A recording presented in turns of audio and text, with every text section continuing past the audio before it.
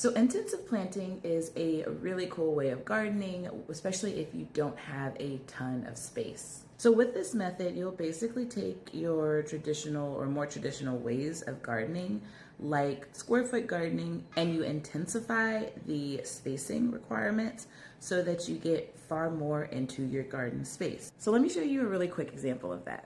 This is a traditional garden layout with square foot gardening set up for companion planting with a couple of tomatoes, a cucumber, and a pepper plant. But let's see what you can do with intensive planting. Now here I've rearranged the garden space to get far more main crops in that same garden space. Now let's do some intensive planting. So first we're going to add some marigolds around the corners of the beds. Then we can add some basil in between some of our main crops.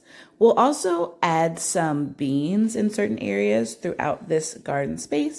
Lastly, we'll put some carrots to grow around the peppers and really thrive in the shade. Now I'm going to take you out to my garden space to show you a couple of beds with this type of planting in action. Now this bed is planted more traditionally with square foot gardening.